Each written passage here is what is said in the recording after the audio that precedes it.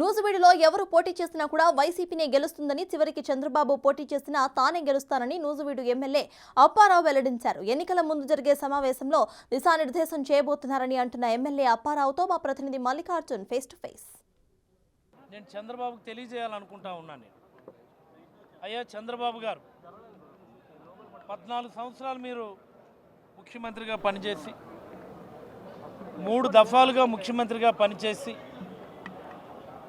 మా జిల్లాని పూర్తిగా అభివృద్ధిలో వెనక్కి నెట్టేశారు.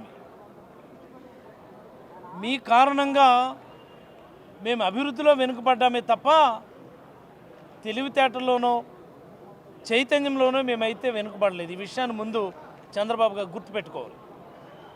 Once again reiterating my words, Andhra రాష్ట్రం ఏర్పడిన తర్వాత అతి ఎక్కువ కాలం పరిపాలించినటువంటి ముఖ్యమంత్రిగా మీరు రికార్డుల్లో ఉన్నారు.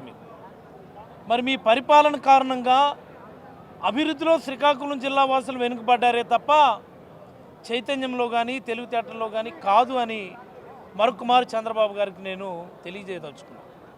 మీరు పిలవంగానే రా అనగానే భుజాలు ఊపుకొని పరిగెత్తేసే పరిస్థితి ఏం లేదు. ఏం చేద్దంటే మీకు నేను మీటింగ్ అక్కడ జనాలు మీరు మాట్లాడుతూ ఉంటే ఆ గ్రౌండ్ మొత్తం ఖాళీ అయిపోవడం కూడా మీరు కళ్ళారా చూస్తుండి ఉంటారు. మళ్ళీ అంటారు మీరు ఈ శ్రీకాకుళం జిల్లా నా మనసుకు నచ్చిన జిల్లా అని చెప్పి. ఏ రకంగా మనసుకు నచ్చింది మీకు? మీ మనసుకు కానీ నచ్చిండుంటే అనేకమైనటువంటి ప్రాజెక్టులు ఇచ్చిండి ఉండాలి కదా, అనేకమైనటువంటి అభివృద్ధి కార్యక్రమాలు జరిపించుండి ఉండాలి కదా. అంతెందుకు చంద్రబాబు గారు, మీరు నిన్న మాట్లాడినటువంటి గంటన్నర సమయంలో ఇదిగో పలానా అభివృద్ధి కార్యక్రమం నేను మీ జిల్లాకి లేదా ఈ రాష్ట్రానికి నేను చేశాను, మీరు నాకు మళ్ళీ అవకాశం ఇవ్వండి అని అడగలేనటువంటి దౌర్భాగ్యమైనటువంటి పరిపాలన కాదంటారా? మీరు మాట్లాడినటువంటి గంటన్నర సమయం మీరు ఒకసారి గుర్తు చేసుకోండి. మీరు ఇదిగో పలానా అభివృద్ధి కార్యక్రమం నేను మొదలుపెట్టాను, పలానా అభివృద్ధి కార్యక్రమాన్ని నేను పూర్తి చేశాను, ఇదిగో ఉత్తరాంధ్రకి నేను ఇది చేశానని చెప్పి బలంగా మీరు చెప్పుకోలేనటువంటి పరిస్థితుల్లో అశాంతం కూడా జగన్మోహన్ రెడ్డి గారి మీద బురద జల్లడం, అశాంతం కూడా జగన్మోహన్ రెడ్డి గారిని తిట్టడమే పని. మీరేమో సుపరిపాలన గురించి మాట్లాడేస్తారా? సుపరిపాలన ఉంటే ప్రజలు అభివృద్ధి చెందిపోతారా? మరి మీరు చేసినటువంటి జన్మభూమి కమిటీలేనా సుపరిపాలన అంటే? మీరు వేసినటువంటి అప్రజాస్వామికమైనటువంటి రాజ్యాంగ విరుద్ధమైనటువంటి ఆ కమిటీల వల్లనేనా సుపరిపాలన సాధ్యం? ఈ జన్మభూమి కమిటీలైనా సుపరిపాలన చేస్తాయి? 2019 ఎన్నికల్లో మీరు ఓడిపోవడానికి ప్రధానమైనటువంటి కారణం, మీ పాడి మోయడానికి ప్రధానమైనటువంటి కారణం ఆ జన్మభూమి కమిటీలు. మీరు కూడా వచ్చి ఈరోజు సుపరిపాలన గురించి మాట్లాడేస్తూ ఉన్నారు. ఎలాగా సుపరిపాలన అంటే? ఈరోజు జగన్మోహన్ రెడ్డి గారు తీసుకొచ్చినటువంటి గ్రామ వార్డు సచివాలయాలకు అనుసంధానంగా వచ్చినటువంటి వాలంటీర్ వ్యవస్థ, పార్టీలకు అతీతంగా, రాజకీయాలకు అతీతంగా, వర్గాలకు అతీతంగా శాచ్యురేషన్ మోడ్లో మేము ఇస్తున్నటువంటి పరిపాలన ఈరోజు సుపరిపాలన. ఈ సుపరిపాలన వలనే ఈ రాష్ట్రంలో పేదరికం గణనీయంగా తగ్గింది. గతంలో సుమారుగా 11.5% ఉన్నటువంటి బిలో పవర్టీ లైన్లో ఉన్నటువంటి పాపులేషన్ ఈరోజు లెస్ దాన్ 5%కి వచ్చింది. దేశంలో ఎవరికైనా సాధ్యపడిందా? దేశంలో ఉన్నటువంటి యావరేజ్ 11% కంటే బ్రహ్మాండంగా రిడక్షన్ జరిగింది కదా ఈ 5 ఏళ్ల కాలంలో. ఏది నీ 5 ఏళ్ల కాలంలో ఫిగర్స్ నువ్వు చెప్పు. నువ్వే ఒక పుస్తకం రిలీజ్ చేసావు 2018లో, పెర్ఫార్మెన్స్ అప్రైజల్ అని చెప్పి రిలీజ్ చేసావా లేదా? మర్చిపోయావా? మేమేమైనా మర్చిపోయినామా? మీరు రిలీజ్ చేసినటువంటి పెర్ఫార్మెన్స్ అప్రైజల్ ఇండెక్స్ బుక్లోనే అన్ని ఇండెక్స్ల్లో కూడా శ్రీకాకుళం జిల్లా వెనుకబడి ఉన్నది.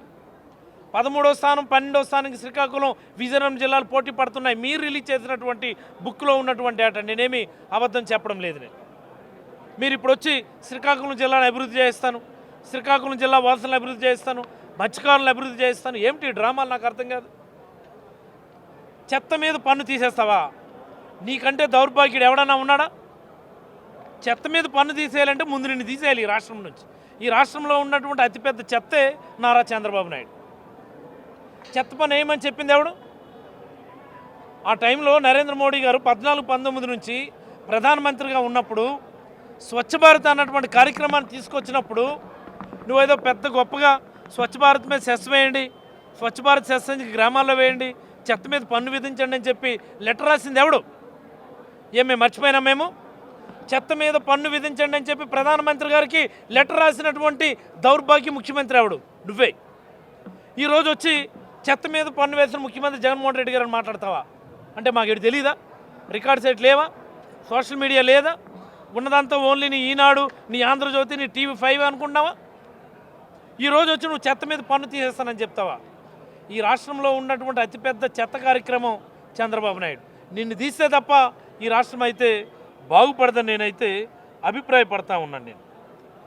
మరి అలాగే చాలా ముఖ్యమైన మాట ఒకటి నేను చంద్రబాబు నాయుడు గారు చెప్పారు, యువత ఉద్యోగాల గురించి.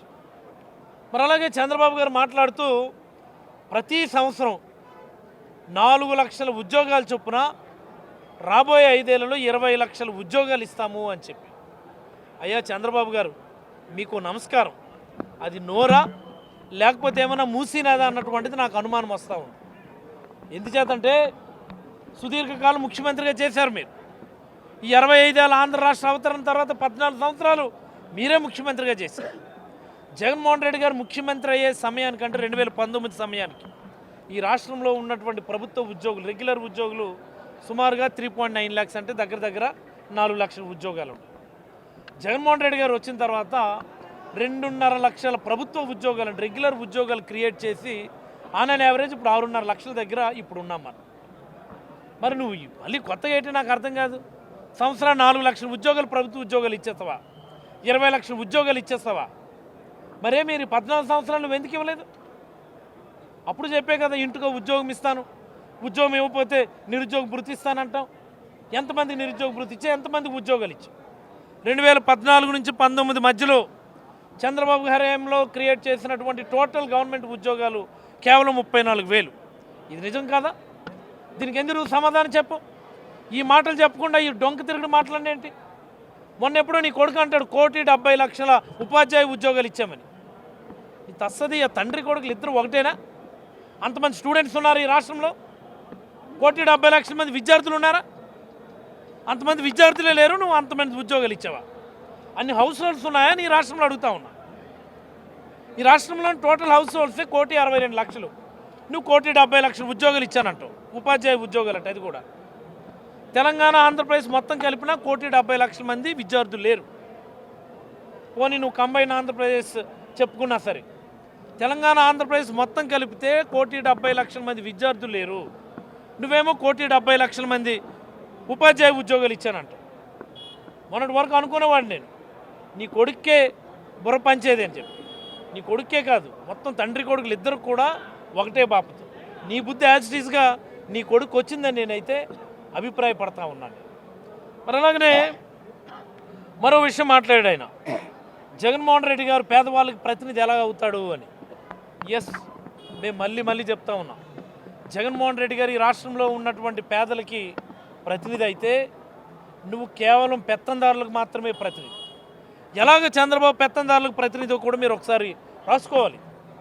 నువ్వు మొన్నేదో 90-94 ఎమ్మెల్యే సీట్లను నువ్వు అనౌన్స్ చేస్తే అందులో కేవలం నీ ఒక్క కులమోలకే 22 సీట్లు నువ్వు ఇచ్చినావు.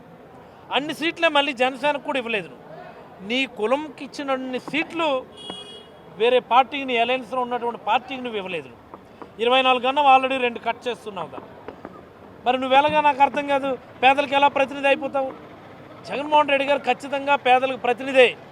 ఆధునిక అంటరానితనాన్ని రూపు మాపడానికి కంకణం కట్టుకున్నటువంటి ఆధునిక అంబేద్కర్ శ్రీ వైఎస్ జగన్మోహన్ రెడ్డి గారు కాదా ఇది? నువ్వు నెగ్లెక్ట్ చేసినటువంటి ప్రభుత్వ విద్యాలయాలన్నింటినీ కూడా అనేకమైనటువంటి సంస్కరణలు తీసుకొచ్చి ఈరోజు కార్పొరేట్ పాఠశాలకి ధీటుగా తయారు చేసి పేద పిల్లల ఆత్మవిశ్వాసాన్ని, ఆత్మగౌరవాన్ని పెంచినటువంటి ముఖ్యమంత్రి శ్రీ వైఎస్ జగన్మోహన్ రెడ్డి. నువ్వు మర్చిపోయినటువంటి ప్రభుత్వ వైద్యాలయాల్ని నాడు నేడు కింద అనేకమైనటువంటి సంస్కరణలు తీసుకొచ్చి వాటిని సంపూర్ణంగా మళ్ళీ పేదలకు అంకితం చేసినటువంటి ముఖ్యమంత్రి శ్రీ వైఎస్ జగన్మోహన్ రెడ్డి గారు. జన్మభూమి కమిటీలు అని చెప్పి పేదల్ని నీ కాళ్ళ దగ్గర మోకాళ్ళు వేసి వాళ్ళ ఆత్మాభిమానాన్ని మీ పార్టీ దగ్గర తాకట్టు పెట్టేట్టుగా నువ్వు చేస్తే ఈరోజు ప్రభుత్వాన్ని పేదల ఇంటి దగ్గరికి పంపించి తలుపు కొట్టి చక్కని చిరునవ్వుతో వాళ్ళ చేతిలో పెట్టించినటువంటి ముఖ్యమంత్రి శ్రీ వైఎస్ జగన్మోహన్ రెడ్డి గారు. ఇప్పుడు చెప్పి ఎవరు పేదలకు ప్రతినిధి, ఎవడు పెత్తందారులకు ప్రతినిధి? చంద్రబాబు గారు, మీరు నోరుంది కదా, మీకు మీడియా ఉంది కదా, మీరు ఏది మాట్లాడితే అదే పబ్లిష్ చేయడానికి ఈనాడు ఉందనో, ఆంధ్రజ్యోతి ఉందనో, TV5 అనో అబద్ధాలు మాట్లాడితే ఈ రాష్ట్ర ప్రజలు ఎవరు కూడా గ్రహించలేనటువంటి పరిస్థితిలో ఉన్నారనుకుంటున్నారేమో. నీ ఎల్లో మీడియా కంటే బలంగా ఈరోజు యువకులు సోషల్ మీడియా పనిచేస్తూ ఉంది. వాస్తవాలు వాళ్ళందరూ కూడా చెప్పగలుగుతూ ఉన్నారు వాళ్ళు. అలాగే జగన్ గారేమో ఉత్తరాంధ్ర ద్రోహి అన్న. నీ తస్సది అని 14 సంవత్సరాల కాలంలో ఎవడైనా సరే చర్చకొచ్చినా నేను సిద్ధంగా ఉన్నాను. పోనీ నువ్వు పెట్టే మీటింగ్ దగ్గరకు వచ్చి మాట్లాడమన్నా నేను మాట్లాడతాను. నీ 14 ఏళ్ళ కాలంలో ఉత్తరాంధ్రకి నువ్వు చేసింది ఏంటో సూటుగా నువ్వు చెప్పు, నీకు సాధ్యమైతే. మేము దడ దడ దడ దడ దడ దడ 100 చెప్తాను నేను. ఉద్దానం కిడ్నీ రీసెర్చ్ హాస్పిటల్ కావచ్చు, ఉద్దాన ప్రాంత ప్రజల కోసం 700 కోట్లతో మంచినీటి ప్రాజెక్ట్ కావచ్చు, జోరుగా జరుగుతున్నటువంటి ఆఫ్షోర్ పనులు కావచ్చు, హిరబండ్లో రిజర్వాయర్ ఫుల్ కెపాసిటీ తీసుకొని రావడానికి ఇంట్రిమ్గా మేము ఇచ్చినటువంటి ఒక లిఫ్ట్ ఇరిగేషన్ స్కీమ్ కావచ్చు, పూర్తి కావచ్చినటువంటి వంశధార స్టేజ్ 2 ఫేజ్ 2 పనులు కావచ్చు, పూర్తిగా వస్తున్నటువంటి నాగావళి వంశధార అనుసంధానం కావచ్చు, ఒక భోగాపురం ఎయిర్పోర్ట్ కావచ్చు, ఒక మూలపేట పోర్ట్ కావచ్చు, ఒక బుడగట్లపల్లి హార్బర్ కావచ్చు, ఓ భీమిలి ఎఫ్ఎల్సీ కావచ్చు, ఒక చింతపల్లి ఎఫ్ఎల్సీ కావచ్చు, ఆధునీకరించబడుతున్నటువంటి వైజాగ్ హార్బర్ కావచ్చు, పాడేరులో మెడికల్ కాలేజ్ కావచ్చు, సాలూరులో ట్రైబల్ యూనివర్సిటీ కావచ్చు, అనకాపల్లిలో మెడికల్ కాలేజ్ కావచ్చు, అభివృద్ధి చెందుతున్నటువంటి ప్రతి పార్లమెంట్లో ఉన్న మెడికల్ కాలేజ్ కావచ్చు. నేను కనెల్ మని నేను ఇన్ని చెప్పాను. నేను జస్ట్ ఒక 1 minute 2 minutes. నీకు దమ్ముంటే నువ్వు చెప్పు, అరగంట టైం తీసుకొని చెప్పు. నువ్వేం చేసావో అరగంట టైం తీసుకొని నువ్వు చేతనైతే నువ్వు చెప్పు. చెప్పగలవు ఒకటంటే ఒకటి. ఉద్దానం సుజల శ్రావంతి కూడా 2000 కోట్లు ఇచ్చాడట. ఎక్కడున్నాయి అవి? ఎన్నికలకు 4 రోజుల ముందు నీ జీవో ఇస్తే 2000 కోట్లు ఖర్చు పెట్టేస్తారా? సిగ్గులజ్జ ఉందా నీకు అసలు? 1 ఇంచు భూమి నువ్వు ఎక్వైర్ చేసావు ఉత్తరాంధ్ర సుజల శ్రావంతికి.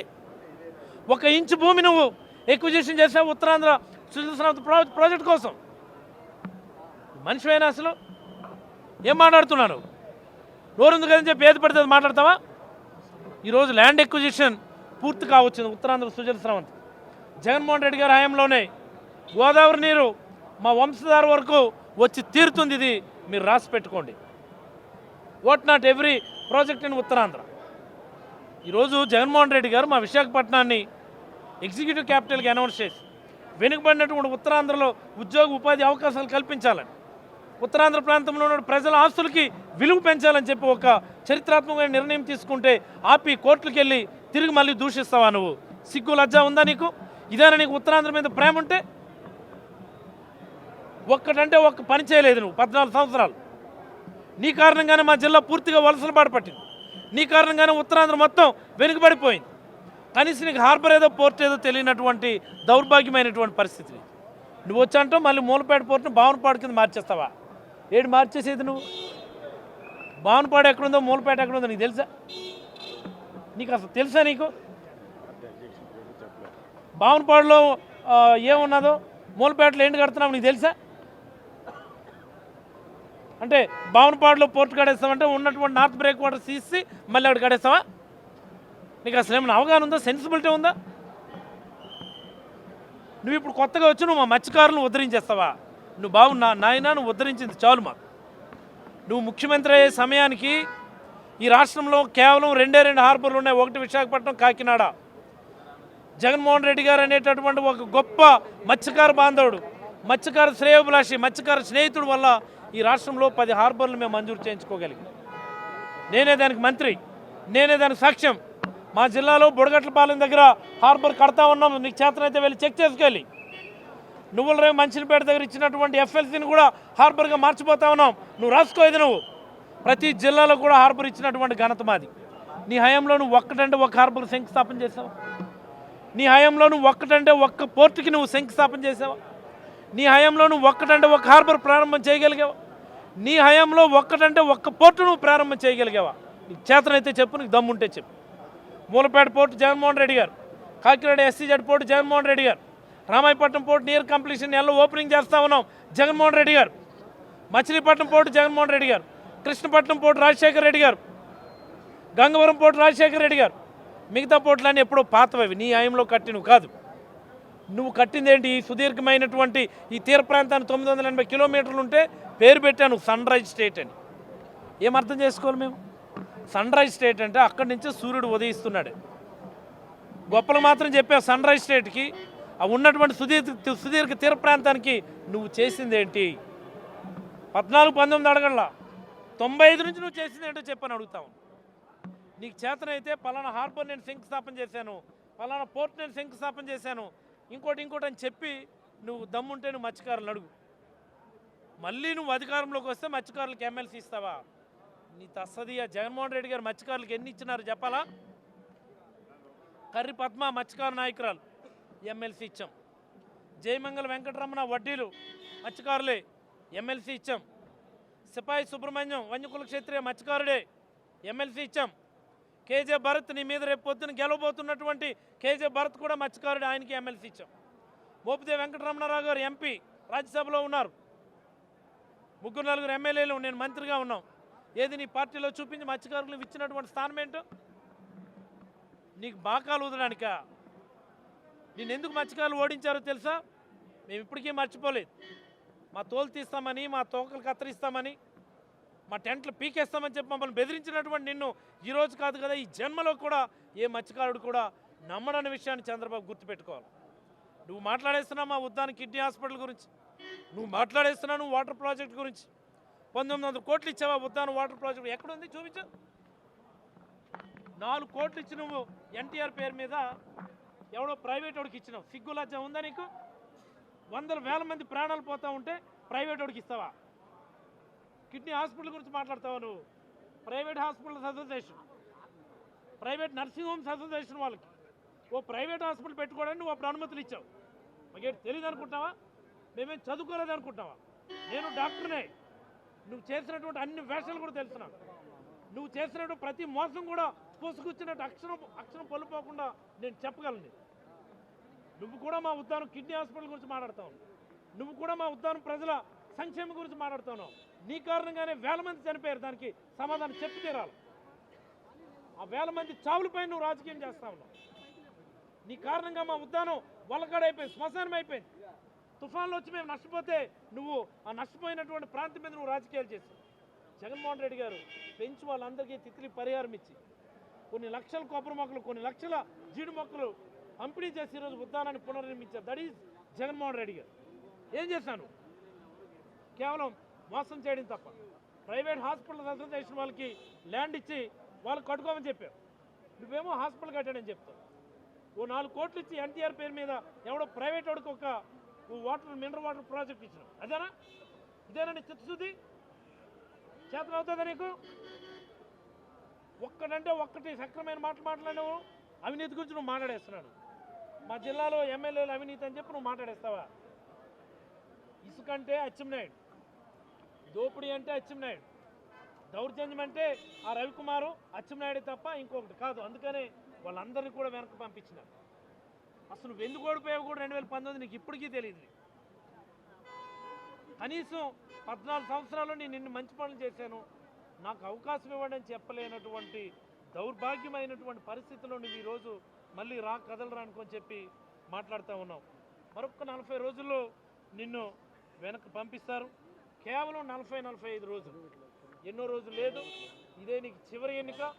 నీకు చేతనైతే నిజంగా నీకు సిగ్గు లజ్జ ఉంటే అబద్ధాలు మాట్లాడు. నీ కొడుకు చెప్పిన 1,70,00,000 టీచర్ ఉద్యోగాలు ఎక్కడున్నాయో చూపించు. నువ్వు అన్నటువంటి ఈ మళ్ళీ యువకులకేమో 20 లక్షల ఉద్యోగాలని చెప్పుకొని తిరుగుతున్నావు. నీ మాటలు నమ్మే పరిస్థితి లేరు. ఈరోజు గ్రామాల్లో ఎక్కడ చూసినా జగన్మోహన్ రెడ్డి గారి పట్ల ఉన్నటువంటి ప్రజల్లో ఉన్నటువంటి ఆ పాజిటివ్ వైబ్రేషన్ చాలా స్పష్టంగా తెలుస్తూ ఉన్నాయి. కేవలం 45 రోజుల్లో నీ రాజకీయ జీవితం ఎండ్ కార్డు పడుతుంది. నువ్వు రాసుకో, నువ్వు ఎండ్ కార్డు పడుతుంది ఖచ్చితంగా. మరొక మారు తెలియజేస్తూ సెలవు తీసుకుంటాను.